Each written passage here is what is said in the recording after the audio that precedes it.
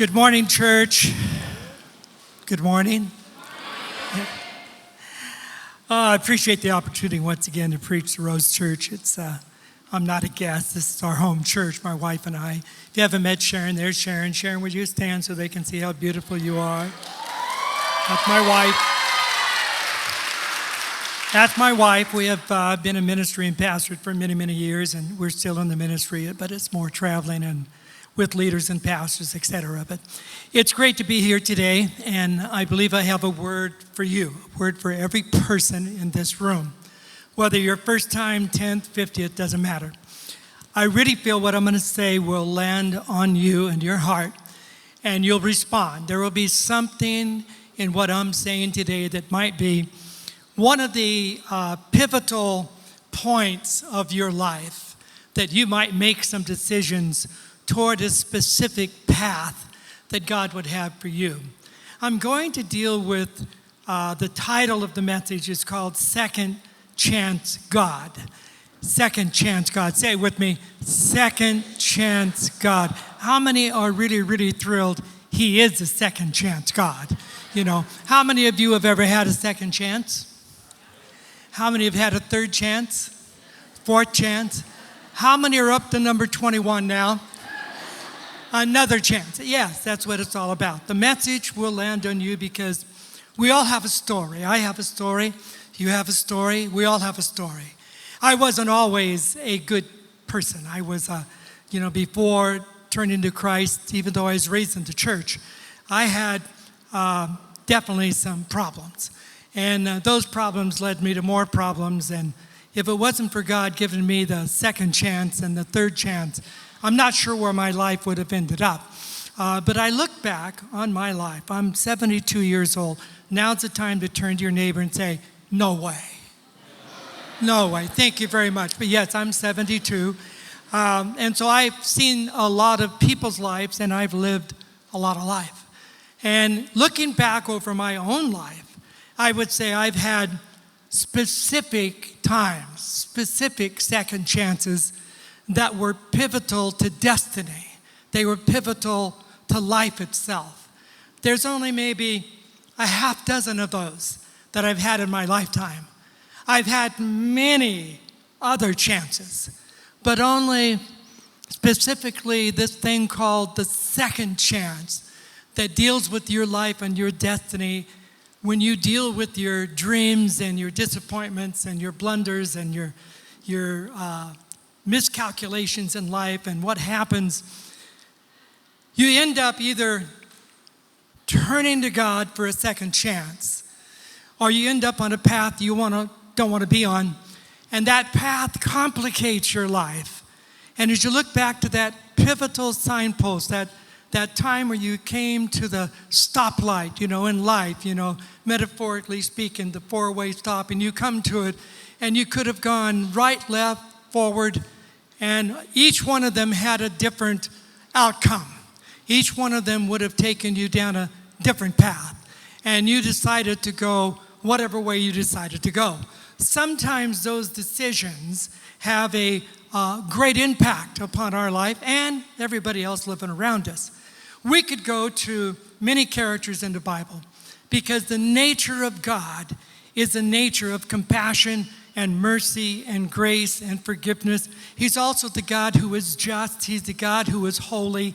He's the God who is also wanting to mold us and transform us into something more than just our carnal nature. And so the nature of God is involved with each one of these characters. Jacob, he was a conniver. He did so many things wrong coming up to that final second chance that Jacob had when he wrestled with the angel of God, and then God touched him in his hip and he limped off into the sunset, and there was the stamp of God upon this man. He would limp the rest of his life. Even though he limped, he had embraced the grace of God. Our Gideon, how much grace did Gideon get for his second and third chance? What about David, Psalm 51, and the whole story of David and what happened with David? And as you know, he was a naughty man. He did some naughty things. A great king, great gift, great leader.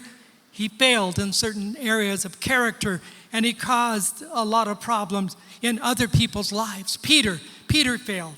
denying Christ and all that he went through, but he didn't deserve, but maybe God felt he did, obviously he did, a second chance. And so Peter was rescued from that and brought to a path that led him to apostleship. The other would have led him to who knows what.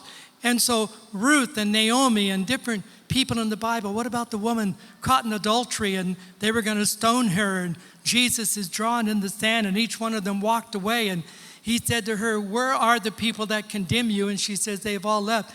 He says, "Then get up and sin no more." It's her second chance. She had a time to turn to Christ and sin no more with the lifestyle she was living. We're going to study one man, one book of the Bible, and the book of the Bible is Jonah.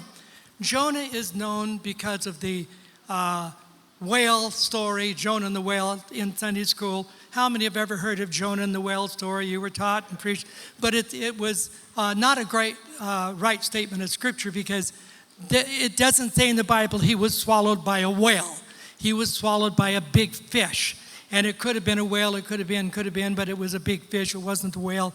And so anyway, all that you learned about Jonah and the whale, throw it out. Jonah and the big fish, okay? And so Jonah is a little minor prophet, only 4 chapters. There's only 48 verses in the book. You could read it in the time I'm preaching to you right now, 20 minutes, 30 minutes, you read the whole book. So it's a very short book, and it's one of the only books in the minor prophets that is not containing any prophecies. There's no prophecies in the book of Jonah. It is a narrative. It's a story about the prophet himself, not about prophesying, not about prediction, just about this man, Jonah. So the whole 4 chapters is about his life, and we're going to dig into that. Jonah was a prophet that was called by God to go to Nineveh. And Nineveh was the capital of Assyria. Assyria is about 500 miles from Jerusalem. He lived only 4 miles, Jonah, from Jerusalem in his time. And God said to him, "Go to Assyria, prophesy, and take this message, 5 words, to the Assyrian people that they are to repent. And you will see God do something mighty in that city." It was a massive city, one of the largest cities in the world. And so Jonah said, "No, I'm not going. I don't want to go. They are evil people. They will kill me or worse. And so I'm not going to go." So Jonah is called by the commentators and the people that write about Jonah, he's called the bad attitude prophet. He's also called the prodigal prophet because he left God.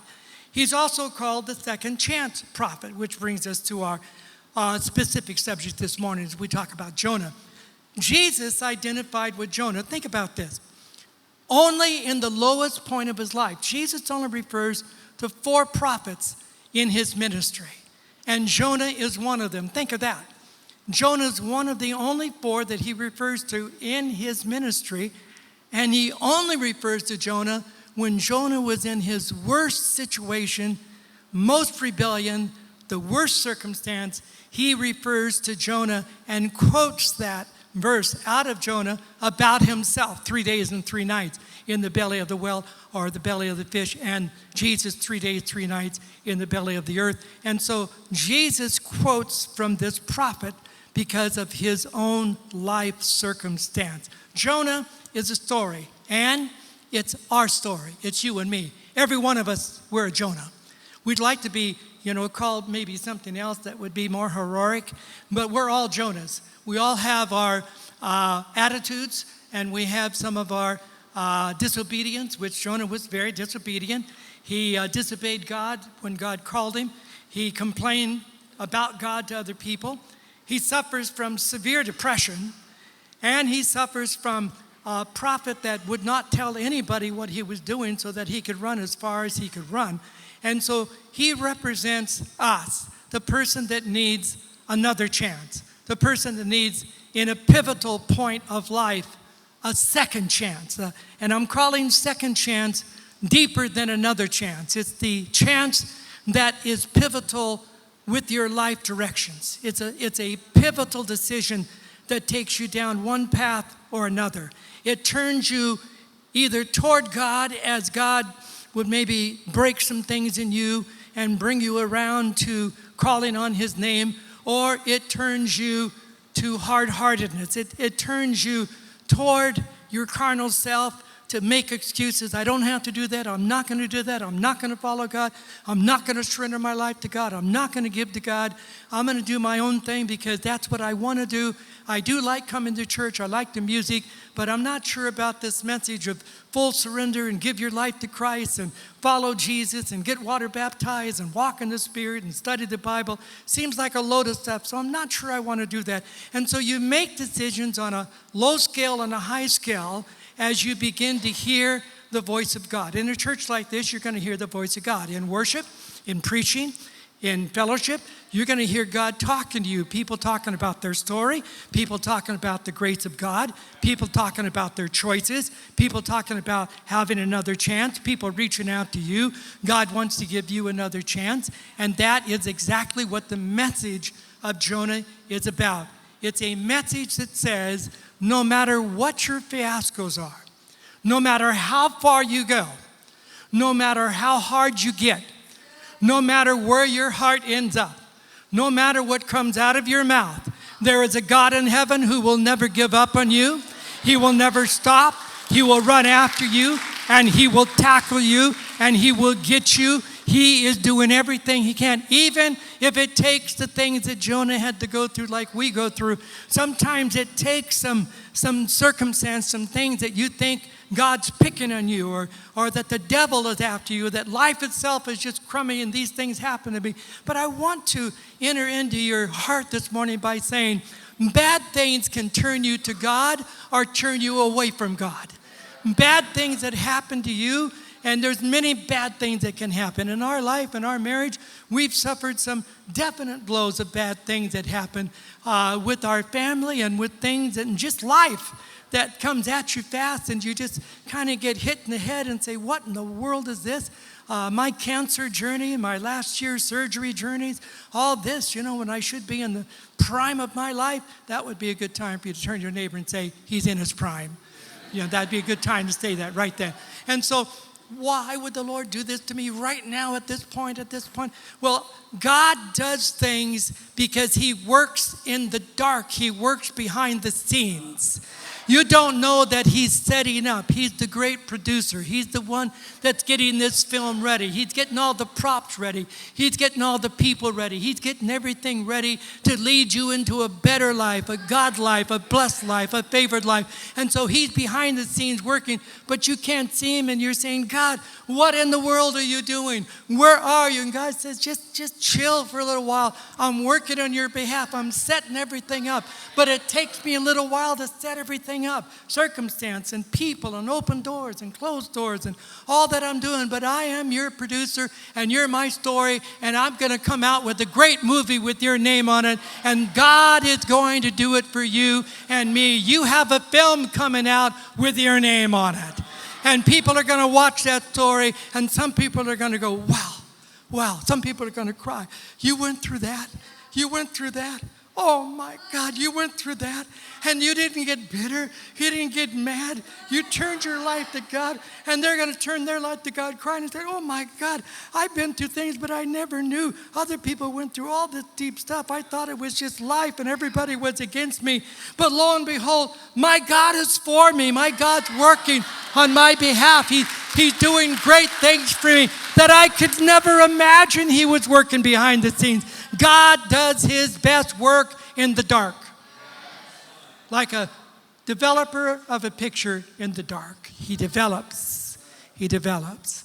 All the great people of the Bible, they were in the dark as God was working behind the scenes, setting everything up. How many of you would say right now, I'm really, really glad there's a God in heaven who would never give up on me? Come on, how many would say, you know what? That hits home. How many would say, I'm thanking God right now for some second chances I've already had? And God brought that second chance into my life. I had no idea at all that God could do something with my complicated mess. He could do something with my foolish and bad decisions. He could do something with the things that I have messed up so many times, all the fiascos I've been involved with, and God's going to give me a redo pass.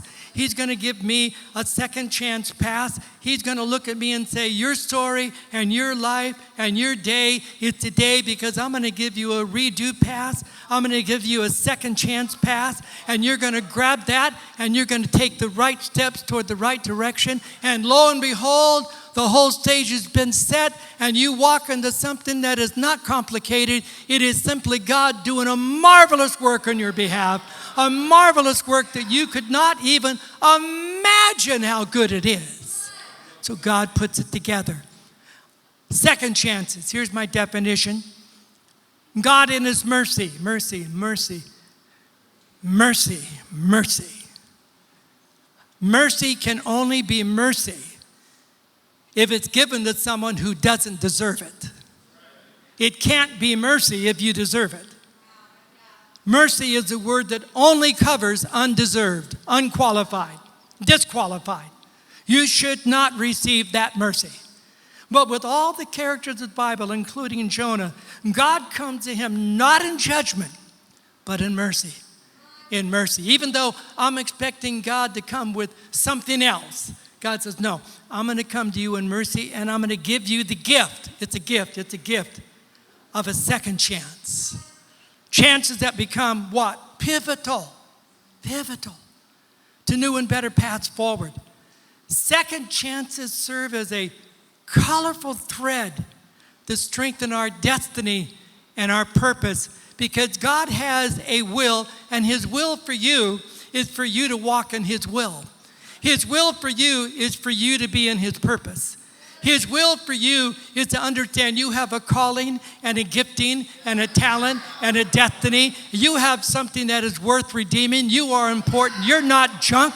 You're not junk. You're not a styrofoam cup that life just throws away. You are chosen by God. You are a person favored by God. Even though you don't feel it, I'm telling you right now, second chances are coming your way. Second chances are coming your way. Second chances are coming your way.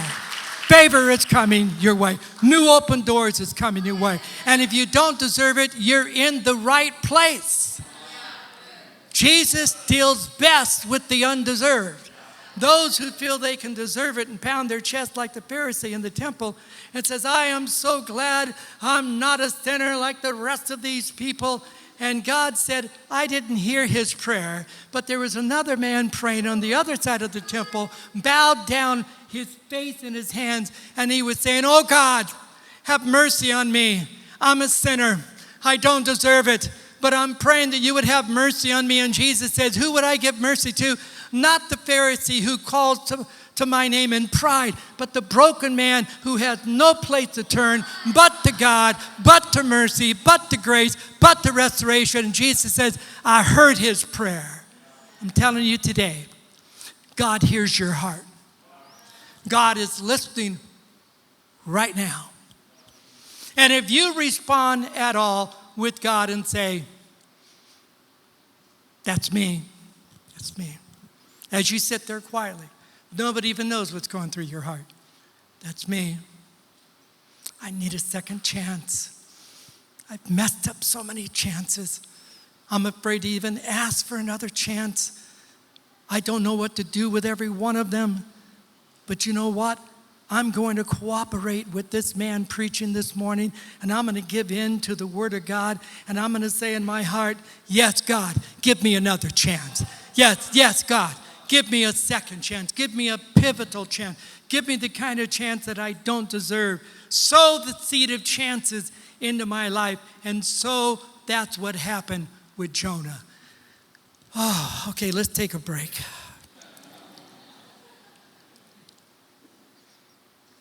How many feel the real of your story going on and listening to the real of the message, and you're putting the two together because your life's running before you?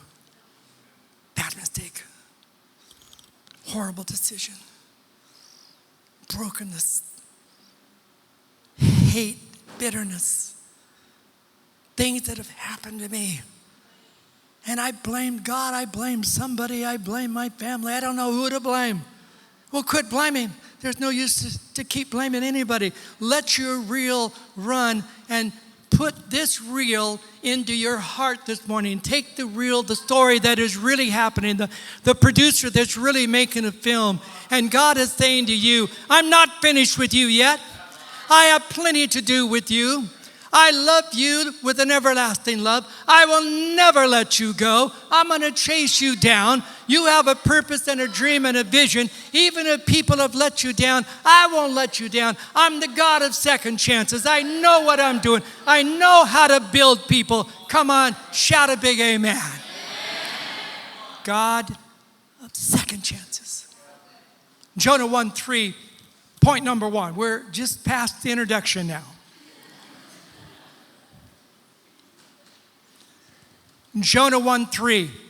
Now at this point, you should relax in it and take a breath, because this is true. This is a true Bible theological point, although I'm taking it from Jonah. God's not surprised by your mistakes. So you make a mistake, you're surprised. People are surprised. God's not surprised. Oh my goodness, were they going to make that mistake? I didn't see it coming. Oh my, who does God call out to? Oh my God, I'm calling to myself. What happened to that person? I didn't see it. God knows everything about you.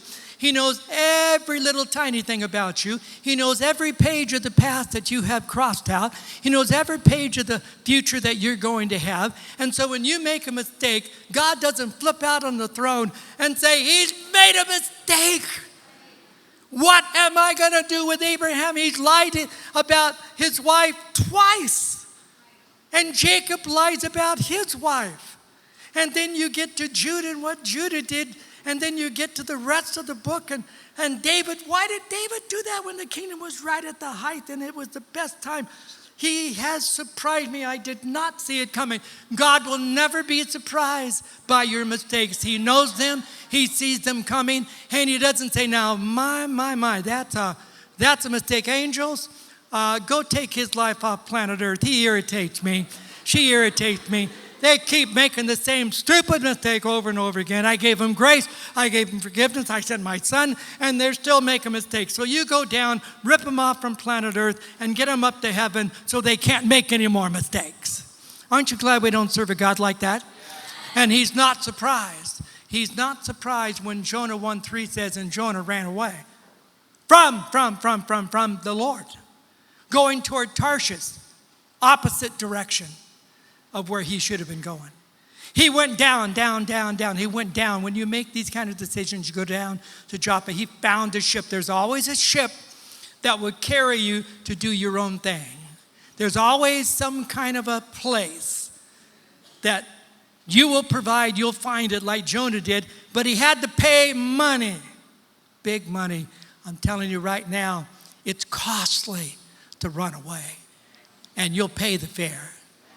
And it's not the money you think you're going to spend. It's a lot more. He got on the ship to go with them to get away from the Lord. So he was headed 2,000 miles in the wrong direction. He was headed to the coast of Spain. He was going as far as he could to get away from the Lord. And it didn't work. Mistakes. By the way, how many of you in the room today have made some mistakes? How many in the room would say, I've made a few really bad mistakes? How many would say, I've made some embarrassing mistakes? How many would say, if I could, I would go back and erase that mistake? Well, there was a girl in Idaho who...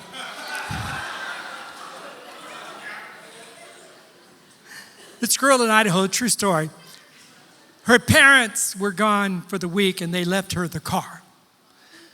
Well, she had gone everywhere with their car and her friends, and she had put hundreds of miles on the car. And so the police were called 3 times because they said there's a car in the neighborhood going backwards around the block over and over again. And so the police came and they pulled her over and said, "Young lady, what are you doing?" She says, "Well, I have my parents' car and I put a lot of miles on it. So I'm trying to rewind the miles. I'm trying to take the miles." I would say only a girl would do that, but I didn't say that. Any guy, any girl. But in her mind, she's frantic. When they get home and see that I put several thousand miles on the car, and my friends went everywhere. We went to Seattle. We went to Portland. And now the police is laughing at her. So you think going backwards will rewind the mileage on the car? She says, "Yes." He says, "Well, it doesn't work, and so would you please go park your car?" "It won't work. What am I going to do with my parents?" You just have to tell them the truth that you put miles. You can't unwind the car. How many would like to go in reverse for a few years and unwind all your mistakes? Put it in reverse and just keep going. I'm going to unwind all. There is no reverse. There's only forward. You have to go forward. You're not this girl in Idaho who makes mistakes and then try to unwind it out of panic. You can't go back. You can only go forward. You can't go back. You can't go backwards. No matter what happened. Even if you replay that mistake over and over again. Bed at night and you're almost asleep and then comes the real, why did I do that? Your husband say, "What are you doing?" "Nothing, I'm just dreaming about how good you are." We all have reels and they keep playing. They keep playing unless you know what to do with them. Mistakes are errors, miscalculation. Poor judgment. Running a red light's poor judgment, but it's not the end of your life. Mistakes, simply carelessness and other things that you would do. All of us have mistakes, but there are levels of mistakes. Running a red light. Okay, you got to maybe go to court and pay a little, so what? But if you crash into someone else while you're under the influence of whatever, that's not the same. That's a different level of mistake. If you're driving and kill someone, that's a different level of mistake you're going to have to figure out, and it's now going to change your life. And so sometimes carelessness, sometimes we do things that we're not really expecting to be that serious, but they become very serious. When you start a relationship with a young man, young lady, you're taking on something very serious. There's no, unwinding the car in Idaho. After you get married, you're married. And if it's not what you wanted, too bad. What are you saying? Too bad. It's what you have. Well, I'll leave her and go to another. The other might be worse than the one you have. And it's best to work it out. Work it out. Get some counsel. Overcome. Climb the mountain. Get forgiveness. And work it out. Don't give up on the serious decisions. Here's some mistakes you'll identify with. The aha moment mistake. What is that? When we achieve what we intended to achieve, but realize it's a mistake. I never should have tried to achieve it. I'm on the wrong path. That is not exactly what I was thinking. I miscalculated, I misjudged, and then there comes that moment of, what are you going to do? What am I going to do? I gave everything to this, and now comes this aha moment of, it's not what I want. I made a mistake. Get some counsel and do it very carefully. Better to get counsel before you start the path, to make sure you're not going down a path that will disappoint you and cause you trouble later. How about this one, the stretching forward mistake? This is when you want to achieve higher goals and you're really going after it and you're stretching forward, but in your stretching, you end up losing relationships and health and peace. And you're stressed out and you're cranky all the time, and you're trying to start a business, or you're trying to expand a business, or get a new job, or work 3 or 4 jobs, and whatever, you're stretching forward. But sometimes the stretching forward mistake will cause you to give up on other things that are very important, like children. When you have children, You get to be the person to be there for them. If you can't be there for them, there's kind of no second chance for that. If you miss a game, you missed a game. It's not the end of the world, but you missed the game. And the volleyball or the lesson or going with them somewhere because you're so busy, you're so stretching, you're so into what you feel you need to do. Don't give up the most important things. Simply spend time with the people you love. Spend time with your spouse. Spend time with your children and your children's children. My highlight of life at 72 years of age is my grandchildren. When they come over, I turn into an absolute idiot. You've never seen anything like it. It changes every emotion in me. And, I'm calling Julie and saying, hey, you guys busy tonight? You're probably going out, right? You want to drop Rhodes by? I mean, surely you're not going to take him to the game. Well, yeah, we could drop. Okay, bring him over. Why? Because you enjoy the fruits of good relationships. And so if you have a bad relationship with your parents now, heal it, mend it, stand up to it, try to get through it. If mistakes were made, forgive them. Start over again. Life's too short to live in bitterness. Life too short to keep blaming everybody else. Own up to it and forget it. Thank you, Frank. Here's another mistake called the unintentional dumb mistake. We didn't mean to. It's just a blunder. We weren't focused. We didn't think about it. We were distracted. I was distracted. I was half-hearted. It was a misstep. Boy, talk about a dumb mistake. Listen, when you make a dumb mistake, don't go talk to dumb people. Just because they've made a dozen dumb mistakes doesn't make them wise. But you identify, I did that one. Oh, yes, I did that one too. Yeah, man, I've been through that one too. Oh, a few years ago I went through that. Well, what happened? I don't know. I just went through it. They were my mistakes. Well, what'd you do? I don't know what you're going to do either. I'm still just kind of dealing with it.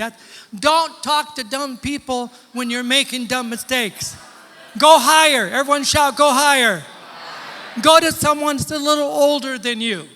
If you're 22, don't talk to the 21-year-old about who you're dating and what's the best. They might not know what's best for you and who you're dating, what a good man looks like. Talk to someone who's been married to the same woman for 45 years. That'd be me. That'd be me.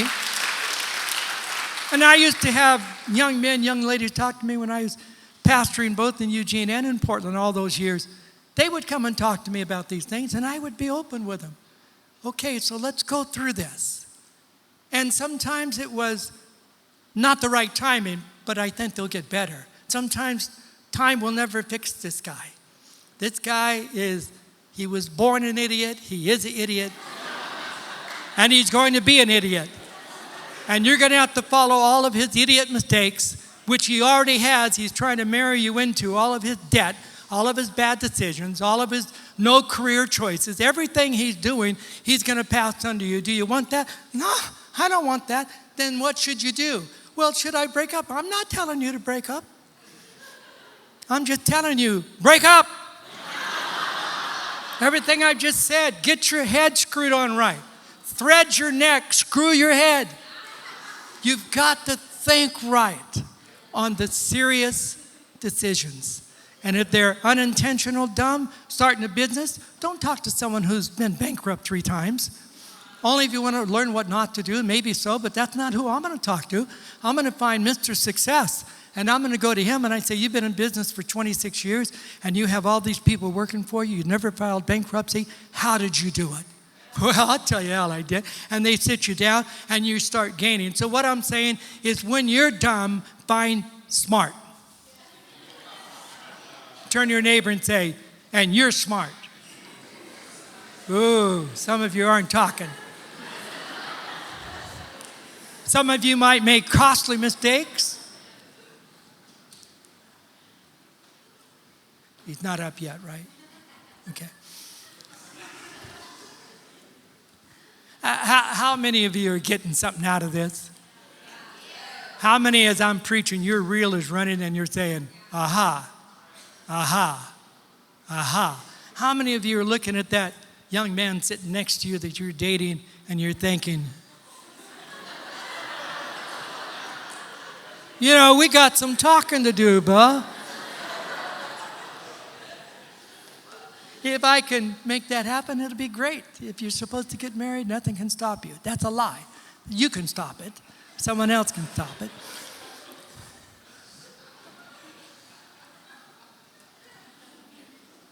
Okay. Costly mistakes. You don't prepare it, it's sloppy. But know this.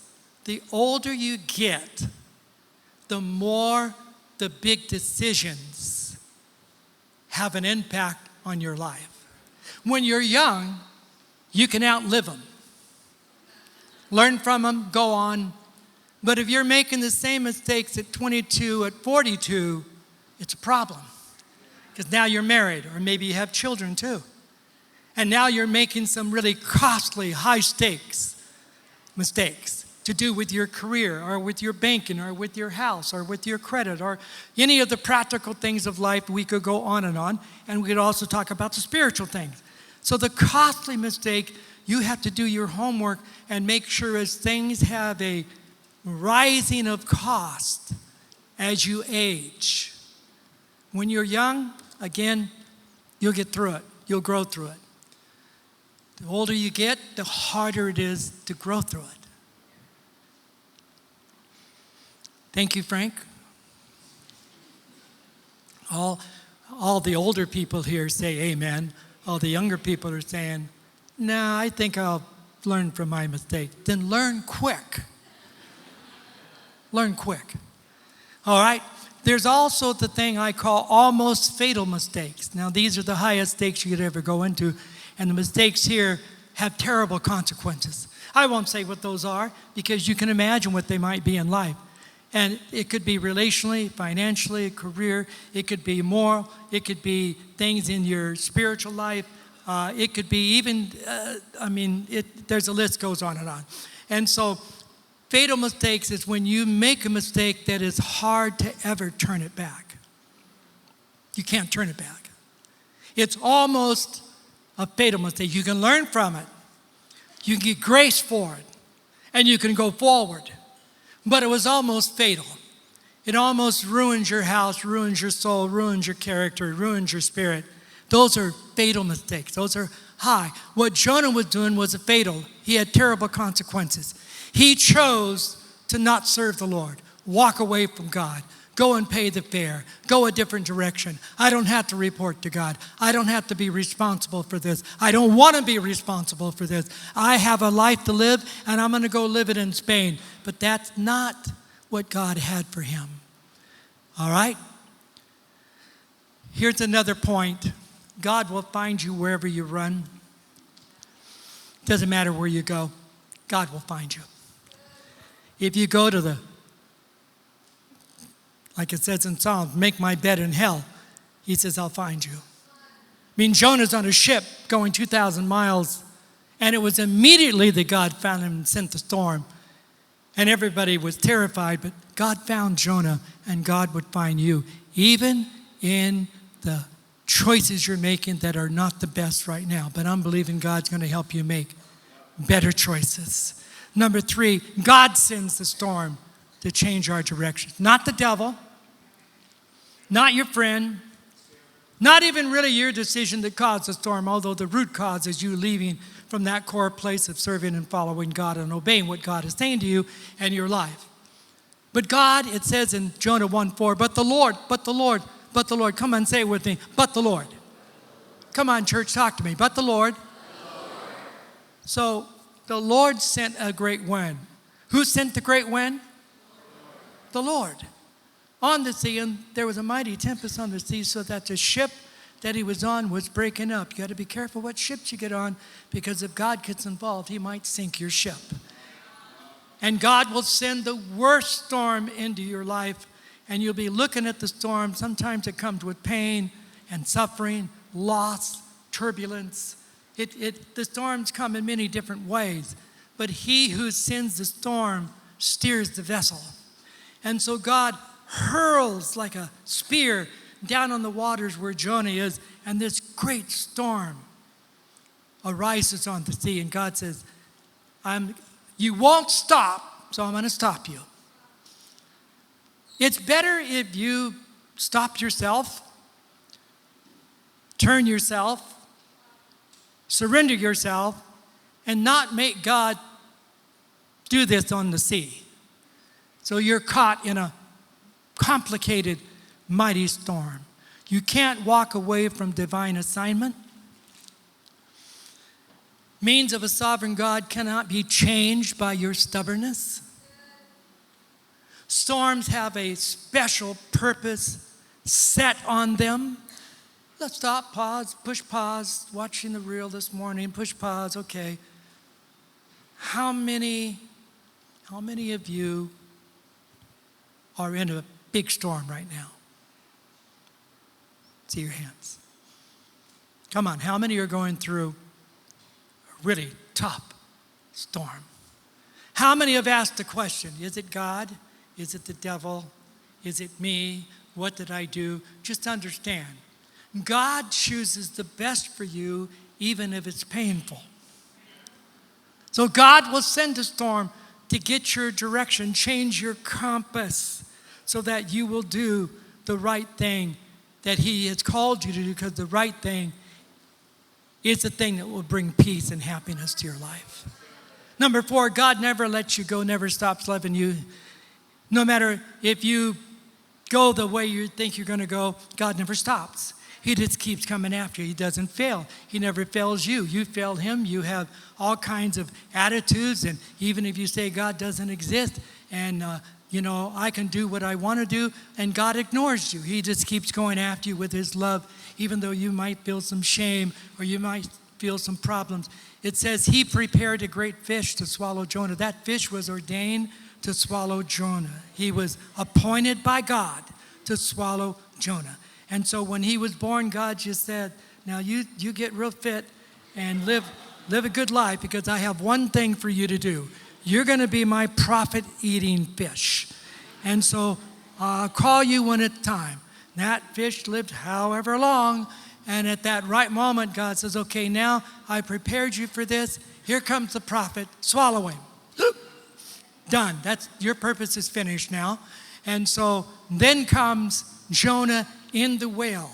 In the whale are the fish. For 3 days and 3 nights. What does that say? Wherever you go and whatever it takes, God has prepared a fish for you. And it will combine you. It will swallow you up in your circumstances. Say, I'm not going to let you go any further. For your own good, you're going to have to put up with 3 days and 3 nights in the belly of this great fish. And it says seaweed was wrapped around his head. And he was a man that was under severe suffering.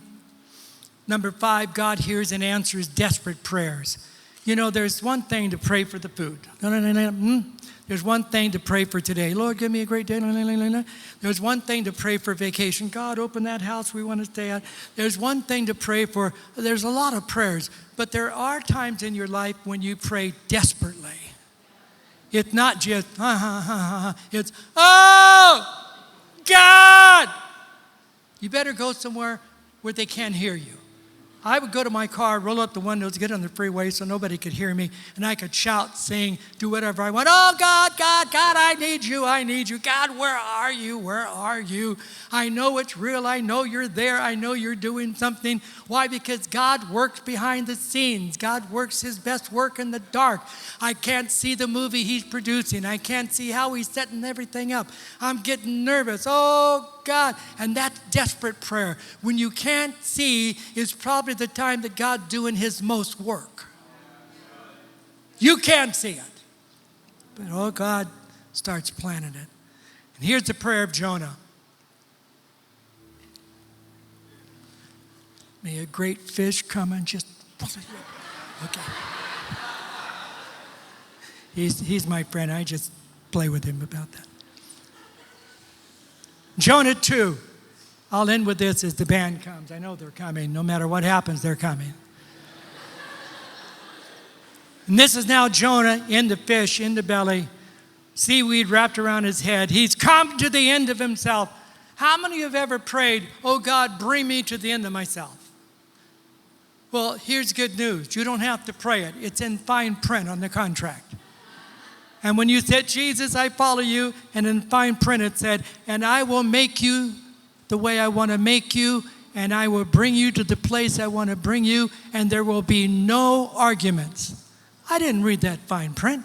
What are you talking about? God is sovereign, and whatever it takes, he's going to bring you to that place. So Jonah starts praying. I cried out to the Lord in my great trouble. No kidding, great trouble. And he answered me, and I called to you from the land of the dead. That's what he calls where he's at. You heard me.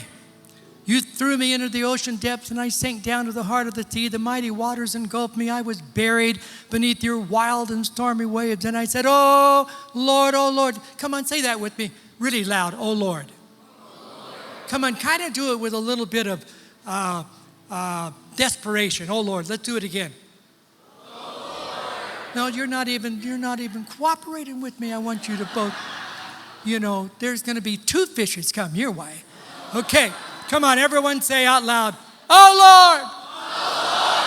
Sometimes you pray, and then there's times when you don't care what anybody thinks or what anybody's going to hear, and you just lift your hand and say, oh, Lord, I need help. You should go, boom, boom. Oh, no, you don't like that. Yeah, oh, Lord, boom, boom.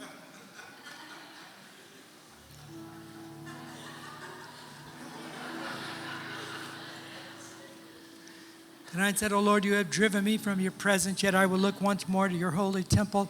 I sank beneath the waves, and the waters closed over me. Seaweed wrapped itself around my head.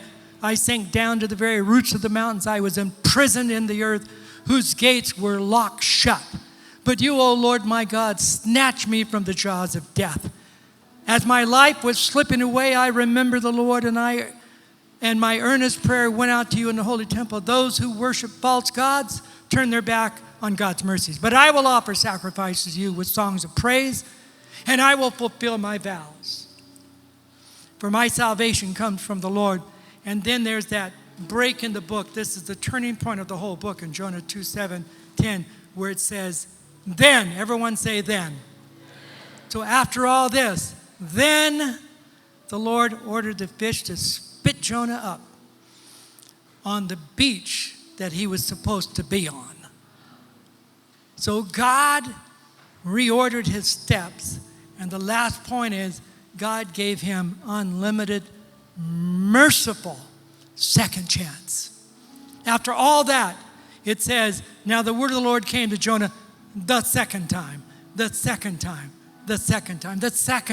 saying, and he takes this word, his mercies are new every morning. Great is your faithfulness. So Jonah starts receiving this new word. Okay, Jonah, let's go again at this. Will you do it? Yes, I will do it. Okay, the word is coming to you the second time. And you're going to go with the word, right? I'm going to go with it.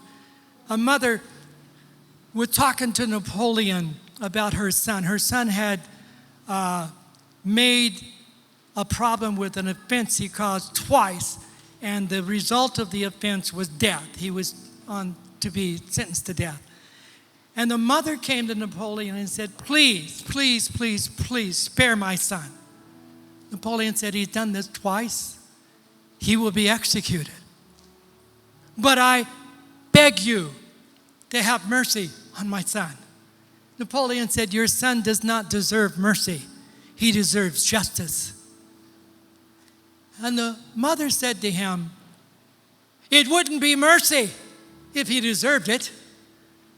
Mercy is to the undeserved. And Napoleon said to the woman, okay, mercy it will be.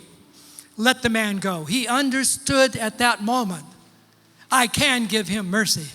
I'm telling you right now today, that God wants to show mercy, and He's full of mercy for your life, for your future, for your past, for your now, for every mistake ever made, for all the things that you have gone through, all the things that you failed at and still went through it. He's the God of many chances, and He's the God of unlimited chance, and He's the God who has put in His hand on your life to say, I'm not done with you, and I'm going to do something great for your life, and it starts right now today. I am the God who is not finished with you. Bow your head. Just bow your head for a second. Give everybody a little bit of privacy. Let me ask you a couple questions. Number one, how many are in the room today? How many in the room today who have never really surrendered their life to Jesus Christ and made that pivotal step of turning to God, and you know you need to turn to God? Would you lift your hand right now? Lift your hand. If you know you have never turned to God before. 1, 2, 3, 4. Come on, just lift your hand straight. I'm not going to embarrass you. I'm not going to do anything weird. But I want your heart to respond. I've never turned my life to God. This is new for me. There's several hands up all over. All right, now, second question. How many of you have walked away somehow from God or His presence? How many of you have gone down and paid the fare and taken a ship and you need a second chance? Would you lift your hands? Say, I need a second chance right now. There are things I've done that makes me believe I need a second chance. There's many hands. Still a second or so, lift your hand. If you're responding, say with your hand, I want a second chance today. Today. I want God to change my direction today, with all the hands that are all over. Oh, that's awesome. That's wonderful. All right, stand to your feet. Everybody stand to your feet. First of all, let's give the Lord a great clap offering and just say, thank you for the cross. Thank you for your nature.